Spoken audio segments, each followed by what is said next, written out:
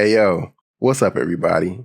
I'm a bit late with this one, but here is my recap of the story of Wuthering Waves patch 2.0. Unlike this video where I break down all of 1.x, we haven't reached the point where the entirety of chapter 2 is available to break down, but I'll do my best to cover the points I think are most important in the main quest in order in which we encountered each event.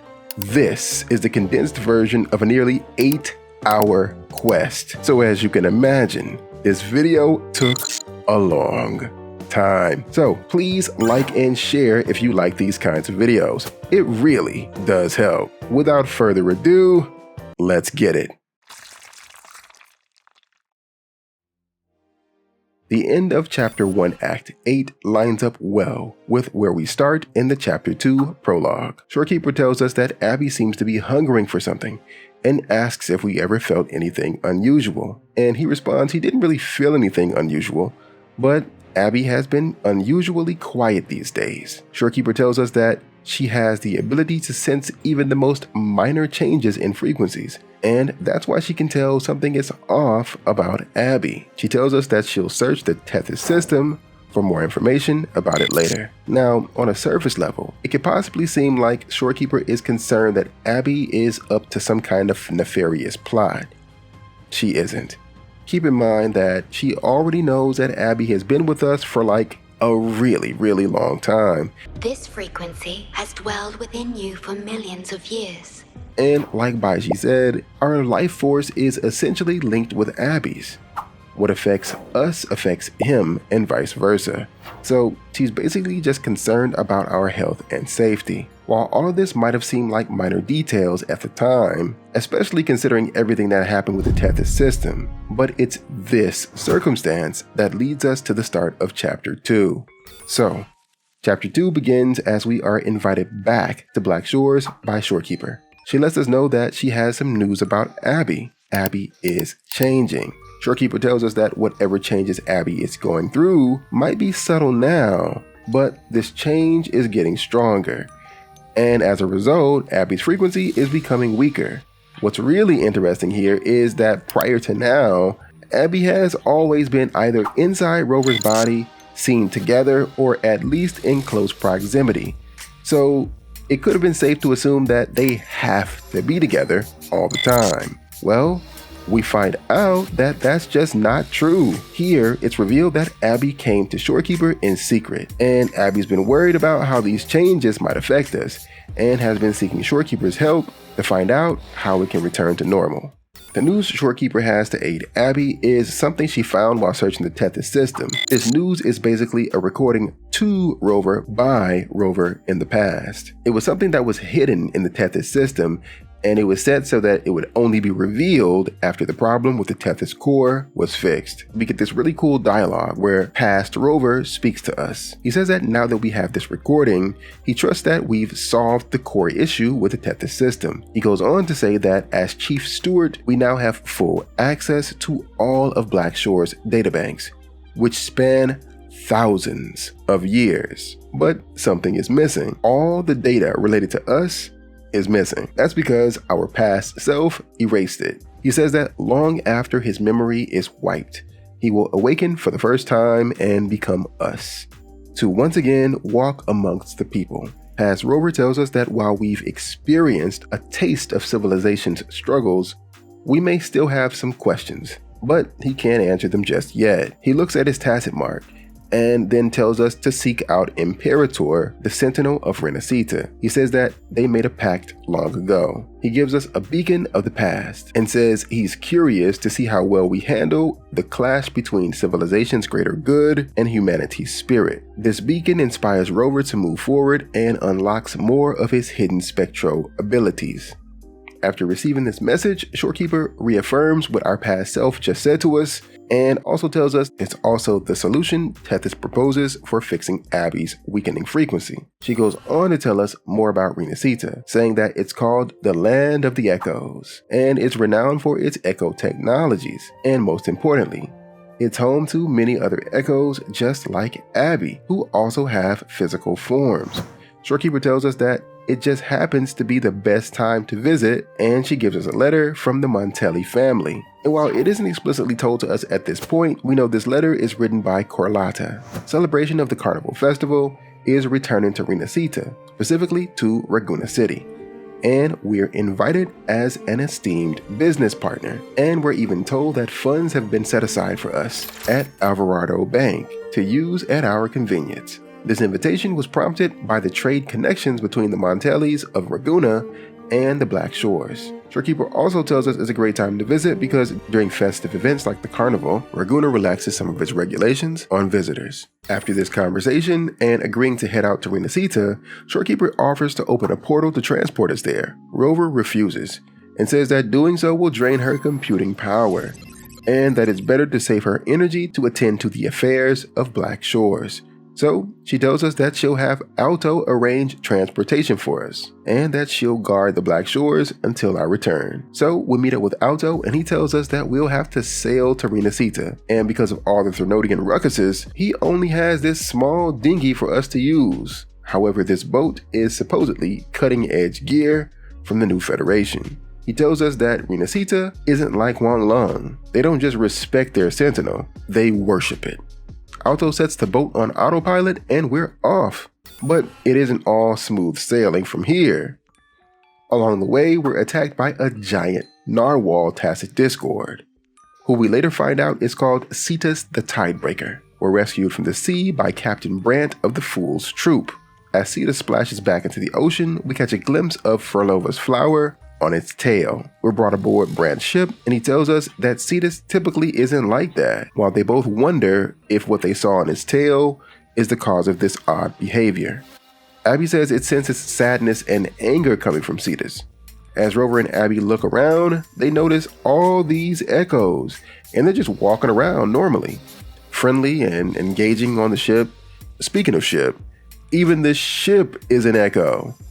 Incredible! Never seen him like this before. Abby is shocked to see how similar he is to the echoes of Renacita. During this exchange, we're reminded of Abby's condition. Brant tells us about the Carnevale. He says that at the highest point of it all, someone will be crowned with a laurel and hear the voice of the Sentinel. Rover asks if that means we could have an audience with the Sentinel. And Brant responds, of course not. And this is because, unlike Jue, no one in Renacita, or at least the vast majority of people alive at this point, has never even seen the Sentinel of Renacita. Brant tells us that there is one amongst his crew, the Fool's Troop, who once received the laurel. But he's not on the ship today. Suddenly, a strange fog engulfs the ship, and we learn this fog is a form of wave-worn phenomena that causes tacit discords to behave strangely. Tacit discords spawn on the deck, and we defeat them.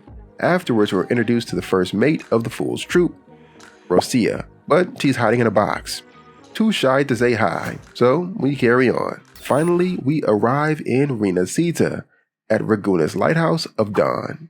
When we get there, we see this strange priest-like figure standing with large sword-wielding echoes, and he's guiding people onto a ship for a religious pilgrimage. But Andreas, one of these pilgrims, is having none of it. He yells, if you're all so righteous, why don't you join the pilgrimage yourselves?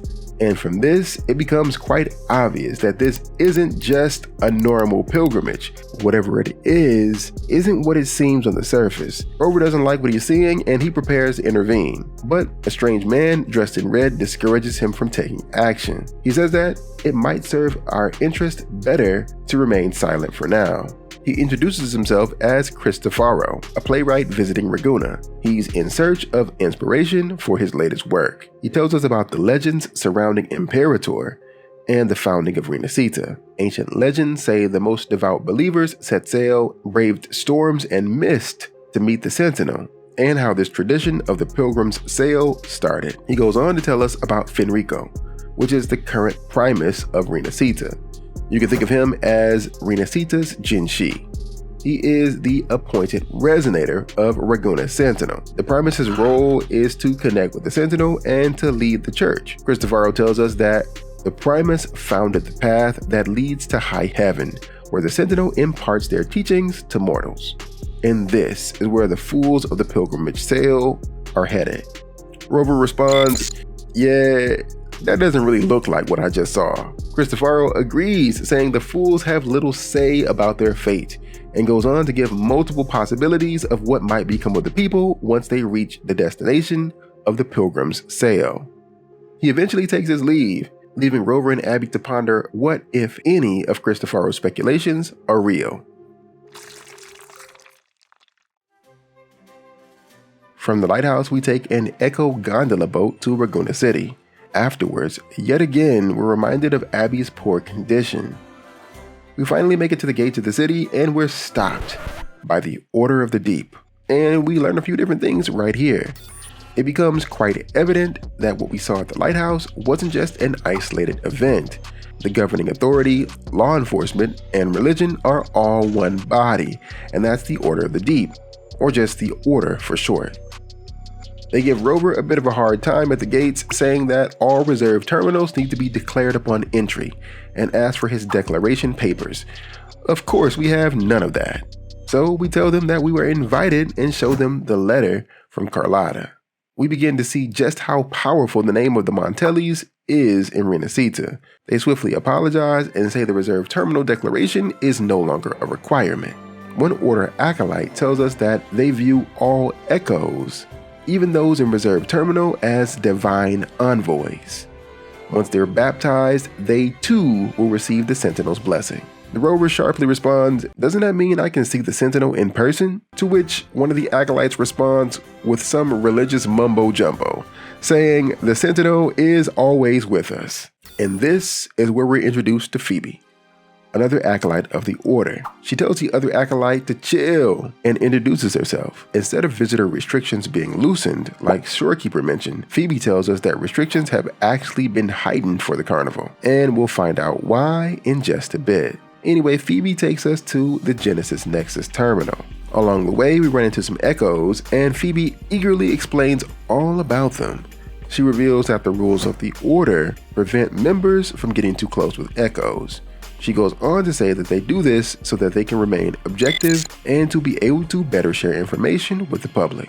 However, it's clear that despite all this, Phoebe really loves echoes. When we get to the Genesis Nexus, she lets us know that after we put in our info, we'll be able to use all the common echoes just like other citizens of Renacita. That's another main difference of the people's relationship with echoes here. In Renacita, anyone can summon echoes from the Nexus, whether they're a resonator or not. And we're told that echoes appear in their physical forms because it was modified by the Sentinel. From Phoebe, we learned that not all common echoes are available for personal use. The giant sword-wielding echoes are called LaGuardia, and they're managed exclusively by the Order. All the echoes exclusive to the Order can be recognized by their halo.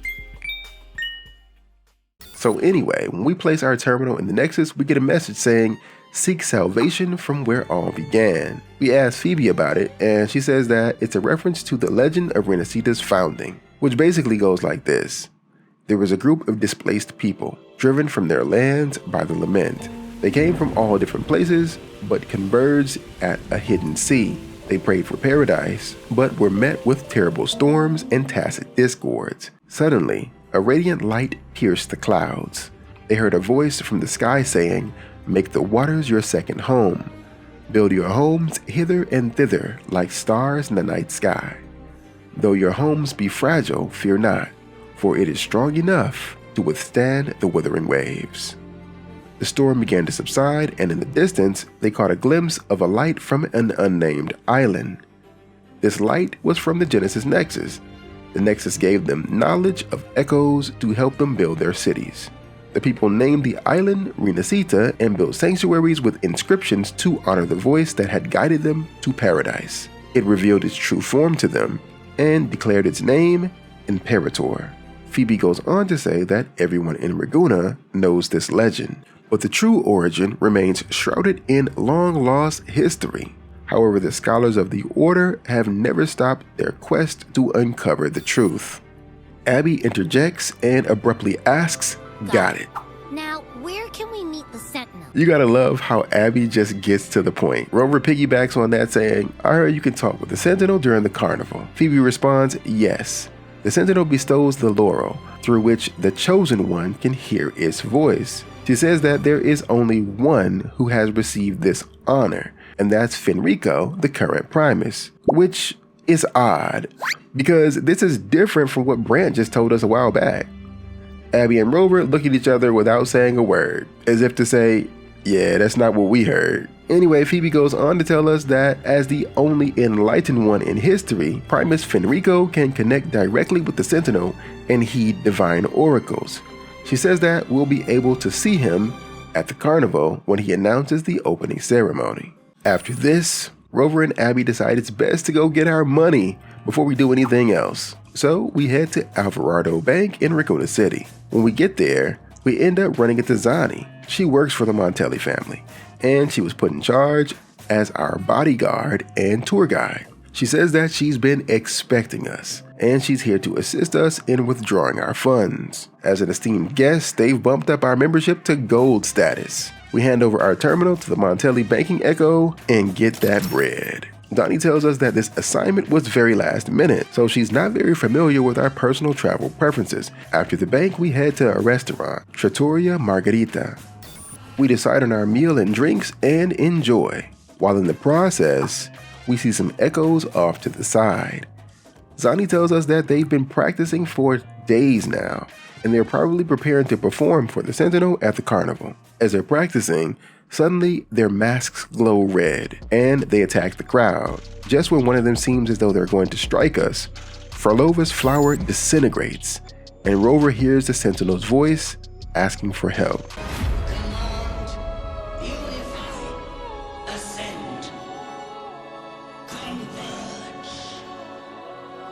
Thou hast come at last.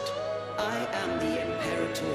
Aid me, O Arbiter, that we may return the lost unto the earthly realm.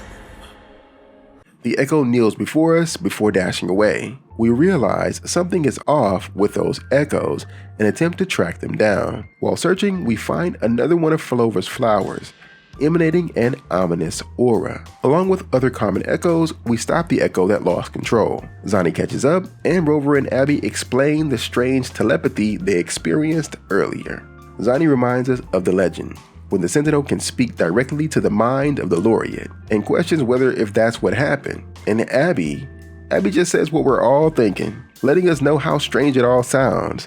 Like, who is the lost the Sentinel was referring to?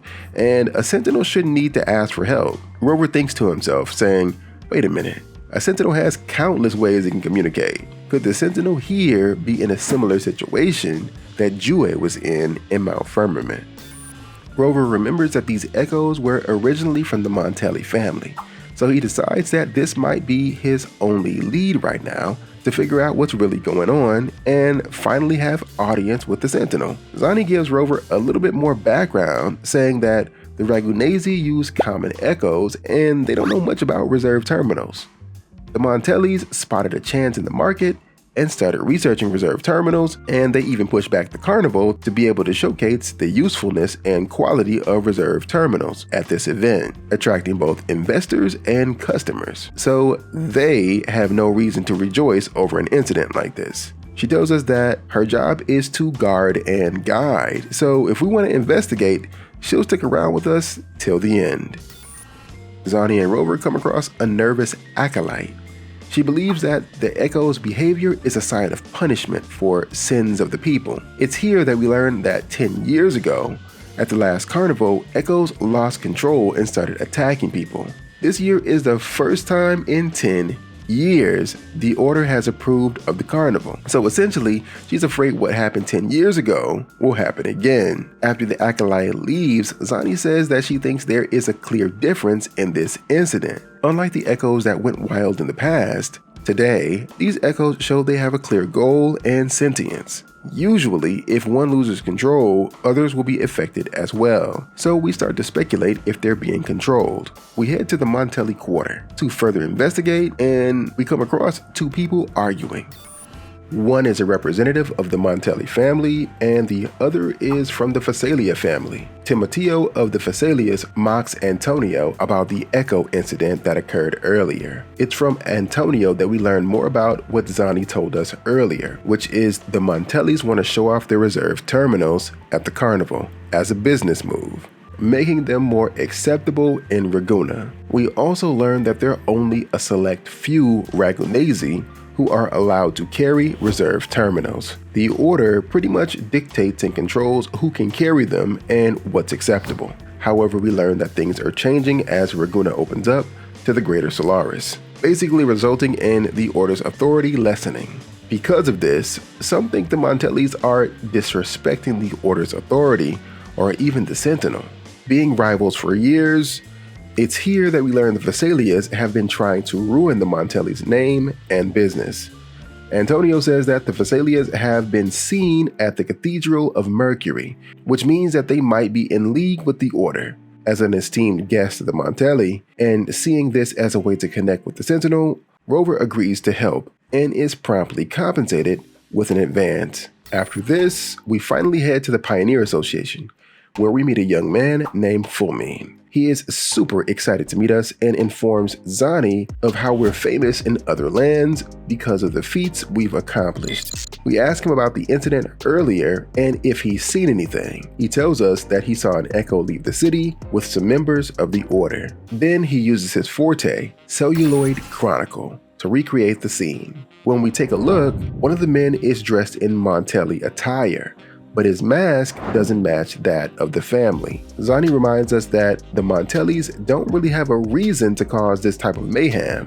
Like, they're all about making that money. So we speculate if it's a spy in disguise. In order to determine what's the deal with his mask, we seek out a specialist in mask making for nobility. Because the nobles are generally secretive, Rover thinks up a plan. He'll order a custom-made mask. So we head off to the Mask Reverie, where we meet another resonator and master mask maker, Narla. It's here where Rover first connects with Carlotta in person. Through this clever exchange between Rover, Narla, and Carlotta, we come to find out that the mask-wearing man is actually Gilberto from the Phasalia family. Since the trail ends here, Rover says that we need to look into the Phasalia family. Zani informs us that the Phasalia residences are near the Cathedral of Mercury and suggests that we should stop by the Order for more information. We take a gondola to the cathedral, and on the way, we pass a statue of the Sentinel. When we do, Abby says this. So, is this the statue of the Sentinel? Why does it feel weird? Which is really interesting because we know how attuned to perceiving frequencies Abby is. We don't get too much clear information on exactly what's going on with the Sentinel, but I think this is definitely something of note. I won't get too deep into theories in this video, but it's just something to remember. When we finally get to the Phasalia residence, we see Gilberto, the mask-wearing guy from Fulmine's flashback, and he's about to enter the cathedral, so we follow him. In the next scene, we're given this kind of omniscient viewpoint of the cathedral, and we see Gilberto speaking to priest Alessio. The priest asks, "How are things progressing?" And Gilberto responds saying that the priest's trust means a lot, and the flower has been quite effective. From here, we can deduce that he likely means Frolova's Lycoris flower. Then the priest basically tells him, "Hey, watch how you're moving out in these streets because some people are getting suspicious." After this, the perspective changes and we enter the cathedral. We meet priest Alessio and ask about Gilberto. And the priest straight up plays dumb with us. He's like, "Gilberto who?" "Oh, from the Phasalias? Yeah, he's a pious soul who prays a lot, but he's not here today." So anyway, the priest ends up telling us about the carnival that happened 10 years ago and what transpired. In the last Carnevale, a sea fog shrouded the entire city. Echoes paraded like lost souls. A dragon roared above, and a beast in the sea stirred up towering waves. It was sent as punishment, a warning against our indulgence and division. After this, he shows us Fenrico, the Enlightened One. Priest Alessio tells us that amidst the chaos, Fenrico stepped forward and quelled the Sentinel's wrath. He goes on to tell us how this justifies the strict rules of the Order. Rover responds to all this by simply saying, "Just sounds like you disapprove of having the carnival." Priest Alessio says, "We misunderstand him and that they strive to lead the people and they handle all matters that come to their attention." Suddenly, at that moment, he takes a phone call. Speaking to the person on the phone, the priest says, "What did you say? How could the Montelli family?" Then the priest leaves, saying he must attend to pressing matters. But before he completely walks away, he stops and says these words. But I remind you to keep your distance from the sacred relics and honor our customs. Otherwise, we will have no choice but to address any act of disrespect. Zani wonders what has the priest so rattled that he would just leave like that. She says that he must be hiding something and that we saw Gilberto here with our own eyes. She questions whether there could be some type of secret passage or hidden pathway in the cathedral. We use our sensor to detect where Gilberto exited the cathedral. We split up and we find a secret elevator in the confessional. Just as Rover activates the elevator, we see Priest Alessio run toward the elevator as if he's trying to beat us there. Behind him emerges Frolova. She says it looks like we're slowly finding our way. She says she also is curious to see what truth awaits us, which tells us that whatever we're on the path to uncovering may also be new information to her and something beneficial to the Fraxidus. So Act 2 of the story picks up at the secret exit behind the cathedral. Zani is waiting for us not too far away. When we catch up with her, she's on the phone with Alberto Montelli, the head of Alvarado Bank and her superior. Zani tells him that the Phasaelias, specifically Gilberto, is behind the rehearsal incident from earlier, but acknowledges that there isn't exactly solid evidence at this moment. She lets him know that the priest from the Order is also colluding with them. However, she assures Alberto that we will continue to investigate. Just when it seems like the trail to Gilberto ran cold, we deduce that he must have taken a wing ray. So we hop on one and it takes us to Whispering Wind Haven, a small village with windmills. Legend says that it was once home to the Blessed Maiden. Anyways, we decide to check with the locals to see if they know anything. And that's when we end up stumbling upon Cristofaro again. We ask what he's doing there, and he tells us that he's been working on a script about the Blessed Martyred Maiden, aka Fleur de Lis. He says that it was the maiden's sacrifice that saved Raguna from the Dark Tide many years ago, and that childhood plays a key role in shaping one's personality.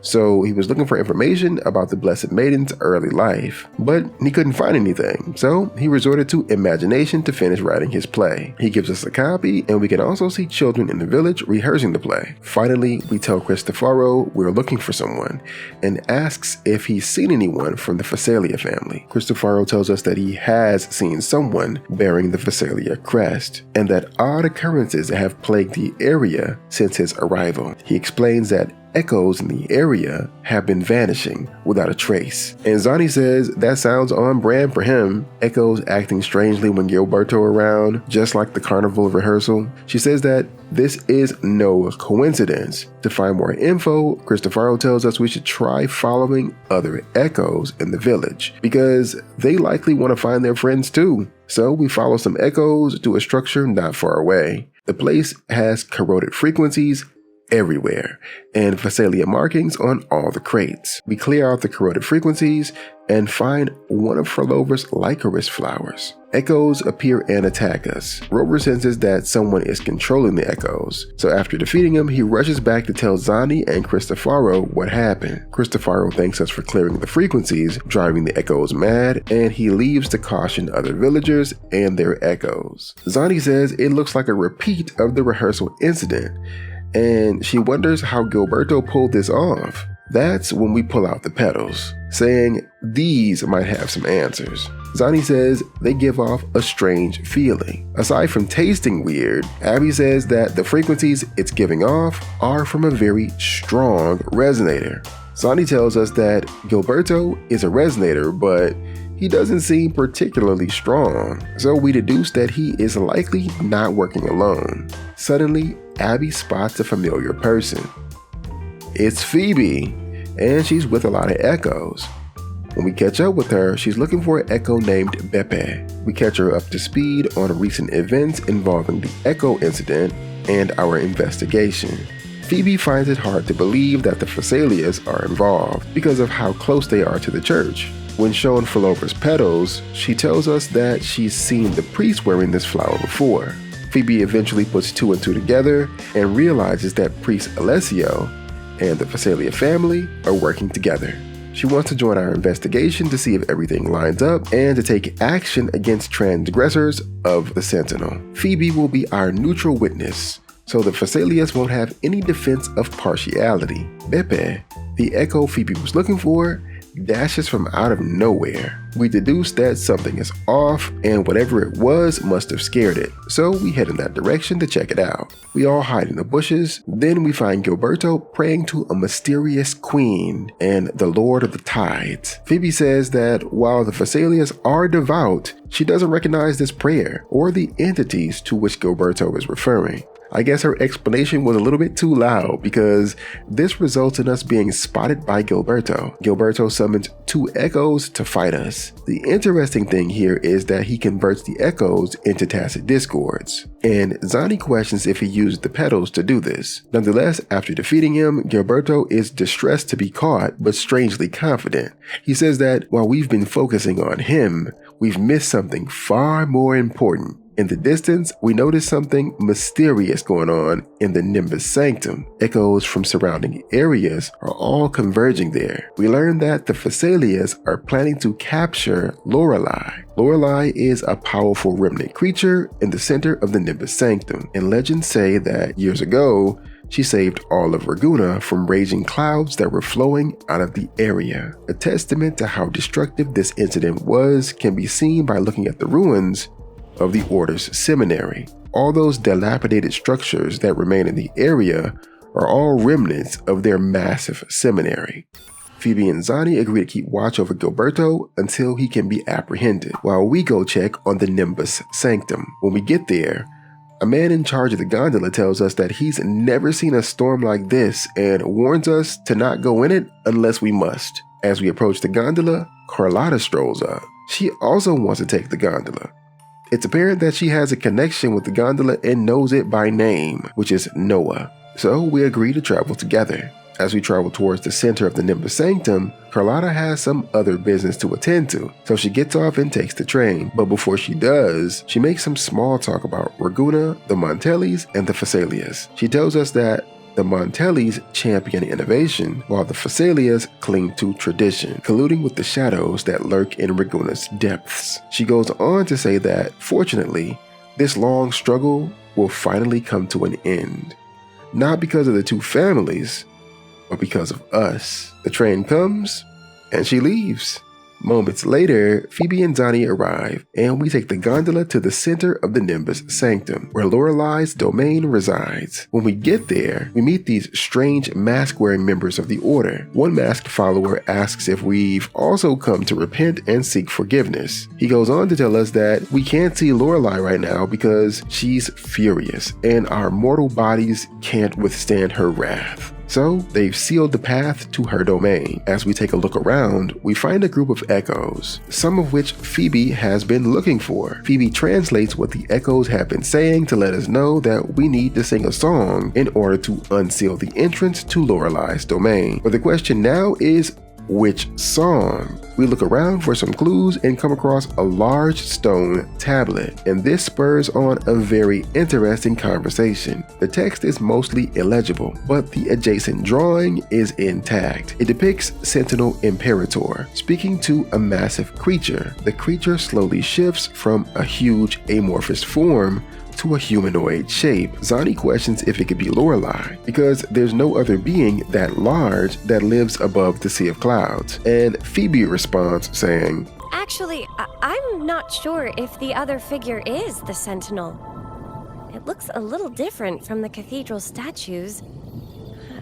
Maybe it's just the lack of clarity in the drawing. After that, we head back to the entrance of the domain, and because these are the ruins of the seminary, we conclude that the song must be a chorale. Phoebe comes up with an idea to sing a lost chorale of the Order, Aria of the Blessed Maiden, a song about the same maiden Cristofaro wrote about. Phoebe sings a song, Girlie Got Them Pipes, and it works. The seal is broken, and we're able to enter Lorelei's domain. When we do, the rogue Echo from way back in Raguna emerges. It is defeated as it tries to protect us from Lorelei's attacks, and is captured by Zani. Lorelei manifests from the water and attacks us. After we defeat her, we see another of Frolova's Lycoris flowers. Rover slashes it to pieces, and Lorelei awakens confused. She deduces that we are the ones who broke the chains of her nightmare. She calls the masked oath-breaking individuals masks of madness, and says they are the ones who planted those flowers. The Lycoris flower imprisoned her in nightmares. She said that if we hadn't awakened her, she wouldn't have been able to fulfill her promise to the Sentinel. And just like all those years ago at the seminary, the tides of the Nimbus Sanctum would have engulfed all of Raguna and crushed it. Rover asks about the Sentinel, and Lorelei says that it was the Sentinel that molded her from a mindless being to the form we see now, and the Sentinel gave her the most precious gift. The Sentinel, they tasked her with restraining the clouds and keeping the remnant energy from dissipating. The Rover asks if she can contact Imperator. We need to speak with the Sentinel. Lorelei says she can't. The Sentinel's link between the mortal realm is severed. She says that only through collective prayer and the Carnevale rite can mortals communicate with them. Phoebe is taken aback by all this information, and she straight up exclaims, "No, that's impossible." Phoebe says that the current Primus, Fenrico, the Enlightened One, gets oracles directly from the Sentinel. She goes on saying the Sentinel has always been with the people. Lorelei just looks at her like, bruh. And she responds saying, "I'm afraid the Sentinel's current state transcends mortal understanding, and your Primus is of no exception." Boy, Lorelei does not sugarcoat anything. She goes on to say if Phoebe still has doubts, wait until the rite's completion. Then the Sentinel will answer the people's call, not your so-called Enlightened One. Lorelei tells us that the Masks of Madness are not from Renacita. They are the Fraxidas, and their leader is one whom they refer to as the Conductor, aka Frolova. Lorelei says she needs to repair her realm, so she guides us out of the Atrium of Reflection. Phoebe is shaken by the truths imparted by Lorelei, and she needs to reflect on her thoughts, so she heads back to the Order. Before she does, we learn that none of the prior Primuses were called the Enlightened One. Zani and Rover discuss their next move and decide it would be best to tip off the Montelli family of their discoveries, which is basically that their enemy is bigger than just the Phassalias. There's an auction at Alvarado Bank today, and many top members of the family will also be there, so that's where we head. We ride Noah the gondola to Alvarado Bank. The gatekeeper checks our credentials, and we pass by the Sentry Echoes. Zani tells us that one could take out an entire mob of resonators. I mean, not super powerful resonators like us though. But anyway, the Echoes activate. And just before a fight kicks off, Carlotta flies in on another Sentry Echo, and the Sentry stands down. We learn that nearly half of Renacita's wealth is managed by Alvarado Bank. Carlotta leads us inside the bank. She asks for the whereabouts of her uncle Capello, but he hasn't been seen for some time. She speaks to Zani in coded language, asking her to prepare some items for her. Carlotta lets us know after he saw the Nimbus Sanctum plot fail, Gilberto snitched on everybody. As a result, Carlotta learned that the Carnevale rehearsal incident was caused by traitors working within the Montelli family. There is a security measure in the bank that requires multiple people to activate to access certain areas of the bank. Zani brings Carlotta the requested accoutrements, which are really secret items she needs for this plan. She tells us she wants to catch the traitors within the family and asks for our help. And of course we say, yeah, let's get it.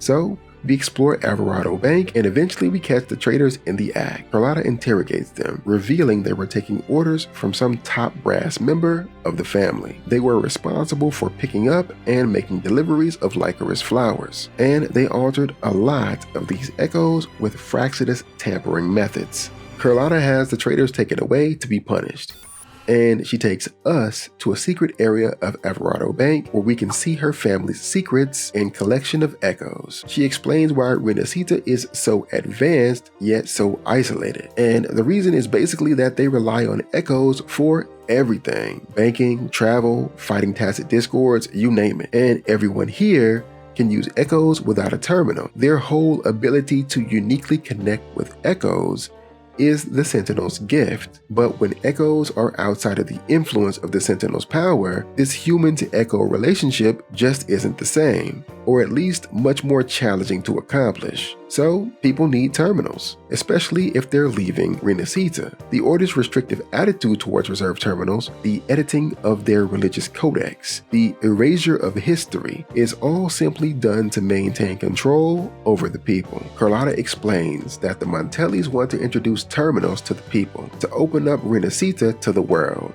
and allow Riganese to be able to venture into the world themselves. Carlotta tells us her family history and how they first came into the possession of the Vitrium Dancer Echo, the very echo that attacked us at the rehearsal. She says that this particular echo was never even supposed to be out of the vault. The fact that it met us and allowed us to hear the Sentinel's message is evidence of Sentinel Imperator's divine doing. Here, it's also that we learn that the origin of the Vitrium Dancer is from a forbidden tower. This tower had stained glass windows, depicting the origin of the Sentinel. The reason this tower and subsequently its ruins were forbidden was because the Order wanted to conceal these truths the towers hold. So Carlotta offers to take us to these ruins to discover what those truths really are. We exit the secret area of the vault and meet with Zani in the lobby, when all of a sudden, the alarm goes off.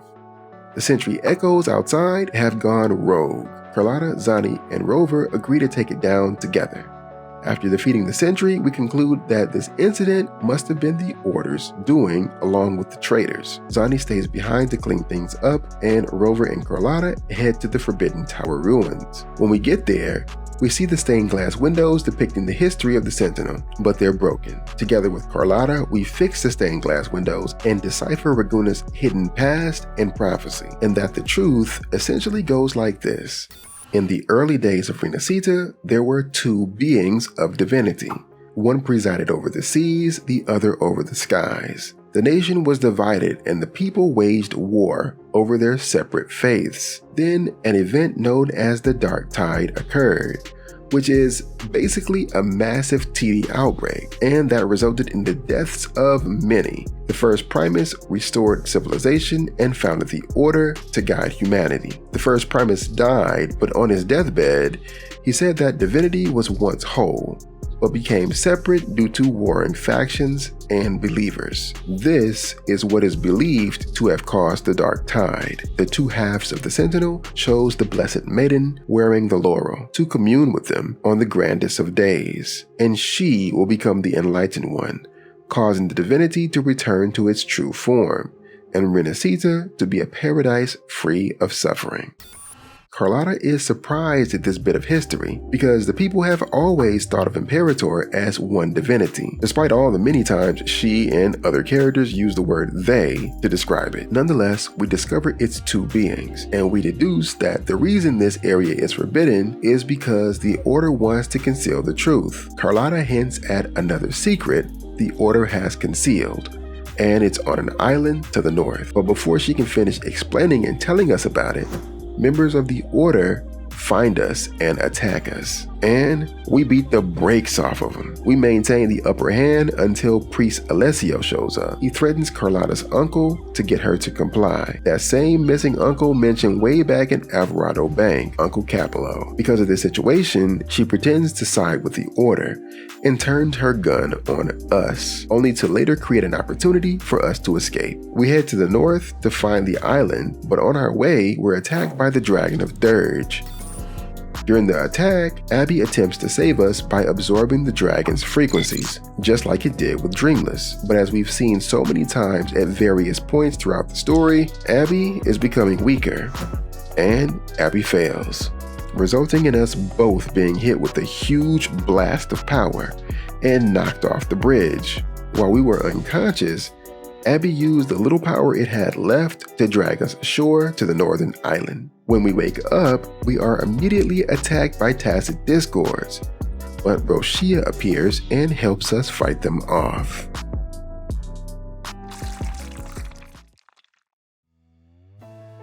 Roshia tells us this island was once a sacred place for the Order's pilgrims, but after the Dark Tide, nothing was the same, due to the destruction and all the reverberations left behind. The remnant energy from the Sea of Clouds drew hordes of tacit discords here, and now this place is referred to as Penitent's End. She tells us that she's there because she was originally supposed to pick us up just like Carlotta had planned, but things went sideways, and now Brant is missing, and Roshia wants to go find him. The plan is now to take us to their base and tell us the truth once we catch up with Brant. Eventually, we find him, and he's saving members on a pilgrim sail. We learn the truth of the island and the pilgrim sail. People usually are sentenced at the Order's tribunal for crimes, but for those who are deemed heretics, for even the smallest infractions, they are sent on this voyage and deemed as fools, and they're basically just sentenced to death. They either perish from the ship being destroyed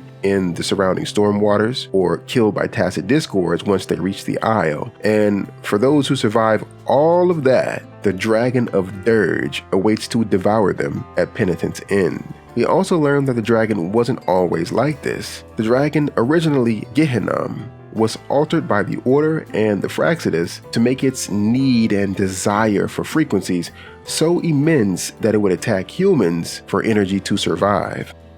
After defeating the Dragon of Dirge and saving the last banished person, as Carlotta planned, we're invited to the secret base of the Fool's Troop. There at the base, we learn that everyone there was banished to the Pilgrim Sail for some of the smallest reasons, and it's also there that we meet Balloon Grandpa. I mean, the former laureate, Mr. Bordolino. He tells us that back when he won the laurel, the Holy Maiden was still in charge over Raguna, and he tells us how different things were back then. After the Maiden left them, the current Primus took over and created all kinds of heavy restrictions over the carnival. Mr. Bordolino tells us the importance of spectacle and sparking joy in the people during the carnival. Carlotta finally arrives at the base and saves Mr. Bordolino from essentially himself. Anyway, she tells us that the Order's scheme was uncovered and that her uncle Capello is now safe. We learn that the legends say Imperator has been cut off from the mortal realm in the heavens. The last record was from the carnival a decade ago. Carlotta paints the scene of that day, and what she tells us is exactly what Priest Alessio tells us in Act 1. During the carnival, the entire city was shrouded in mist, ghosts roamed the streets. A dragon roared from the sky, and a sea behemoth raged, summoning towering waves. Together with Carlotta, Brant, and Roshia, we piece together what actually happened 10 years ago. And when we do, we find that the Order and the Fraxidus has been working this entire time to recreate that same exact incident. The entire city was shrouded in mist and ghosts roamed the streets. This was done by trapping Lorelei in a nightmare with Lycris flowers, which resulted in the Nimbus Sanctum overflowing with clouds. And in Raguna, they sometimes refer to tacit discords as ghosts. A dragon roared from the sky. This point is obviously the Dragon of Dirge that the Order and the Fraxidus had been controlling, and the sea behemoth was none other than Cetus the Tidebreaker, the only scheme we have yet to address. We deduce the motives that the Order would have for doing something like this, which is essentially to weaken the resolve of the people. Doing so will allow them to appear to be the saviors, building even more control and legitimacy for their religion. So they've essentially revived the carnival to destroy it and say, see, we told you this was divine punishment. The carnival is the only time the people have a chance to communicate with the Sentinel, which creates the possibility for the people to discover that they've been lied to about Primus Fenrico being the Enlightened One. So for all these reasons, they plan for all these events to unfold in such a way to end the carnival for good and win the people's trust. We all hatch a plan to save the Carnival from the plot of the Order and the Fraxidus, all while keeping the citizens unaware of the chaos, so they aren't pushed back into trusting the Order. This plan would give Rover a chance to receive the laurel and speak to the Sentinel, and maybe even an opportunity to meet its resonator. We practiced for this theatrical plan before heading back to Raguna City. The night before, Carlotta briefs Zani and Phoebe on their roles in the plan, and the carnival kicks off without a hitch. Excitement is in the air. Everyone is smiling. That is, until Fenrico finally makes his appearance and admonishment to the people. When freedom is unchecked, the insidious evil of division takes root. People of the Sentinel, do not lose yourselves in these fleeting pleasures. Remember what unites us all. Shortly afterwards, we catch a glimpse of Frolova off to the side and decide to follow her. She transports us to a rooftop where we talk to her alone. She likens the carnival to a daydream and says to not worry because she won't disrupt it. Of course, this is met with skepticism by the rover because we already know the plot of the Fraxidus and the Order. She says that now that we know what makes the Sentinel so unique, we should also know that she seeks the same thing, and that is that extraordinary resonator. She's referring to the Blessed Maiden. Frolova asks if we want to hear a story and jumps from the rooftop and does a domain expansion to set the scene for our theatrical performance. We complete a series of battles against corrupted echoes, then Frolova summons her personal echo, Hecate, for us to fight. As the battle rages, Frolova tells us about the past and the Blessed Maiden in a very abstract kind of way. We defeat Hecate and charge at Frolova. She says we've addressed all of the prophecies but one, which is, of course, the sea behemoth, summoning towering waves. A brief shot reveals Primus Fenrico with his hands behind his back. Nonetheless, this prophecy is also no match for our preparation. Rover slices the Lycoris flower, and Zani and Phoebe summon a barrier to stop the waves. Frolova's domain expansion is now broken, revealing the sunny blue sky. Rover is bestowed the laurel, and once again, he's able to hear the Sentinel's voice. The Sentinel says it has heard our call and has been waiting for us for what seems like eternity. The Sentinel goes on to say that it is ensnared. It's in an inverted tower in the sky. It describes this place as beyond the clouds and among the stars. There, the Sentinel is watching over Solaris 3 from above. It tells us that the Lost, aka the Blessed Maiden, is here at the festival for a limited time only, and that we should seek her out. We see her in the crowd and later dancing on the water. Just as we prepare to take her hand and dance with her, Carlotta arrives and the Blessed Maiden has to leave. Before she leaves, we ask her name and she responds as if to say a different name, Fleur de Lis, but instead she tells us her name is Cartethia. Carlotta runs up to us and asks if we're okay, because people have been looking at us and saying we're talking to a wall. Then it becomes apparent that only we are capable of seeing Cartethia, at least at this moment. The next day, Carlotta invites us to her family's safe house to discuss what she's uncovered about the Sentinel. We find out that before the Blessed Maiden took on the title of Fleur de Lis, her name was originally Cartethia. We also come to find out that the two divinities we learned about in the Forbidden Towers might represent something different. One entity might be the Sentinel and the other the Thernotian. Carlotta tells us that the two are undoubtedly linked. So discovering one will lead us to the other. The Visalia family's revered deity is the Leviathan, Thernotian of the sea's depths. During our conversation, a member of the Order interjects to let us know that Primus Fenrico has invited us to see him at the Cathedral of Mercury. With some hesitation, the rover accepts. Primus Fenrico, the Enlightened One, tells us a lot about the Sentinel actually, and the Dark Tide, and the Blessed Maiden. However, some of his information conflicts with what we've previously experienced so far. Rover deduces that Fenrico must be hiding some information and some context from him. In the end, Rover and Abby questions how much of what he really told us was actually true. In the next scene, it is revealed that Cristofaro was a part of the Fraxidus the entire time. The scene shows Frolova and Cristofaro, and they both ask similar questions to the rover in regards to the information provided by the Primus, signifying that the Fraxidus themselves might not be sure they can trust what the Primus says. And that's the story of Wuthering Waves 2.0, everybody.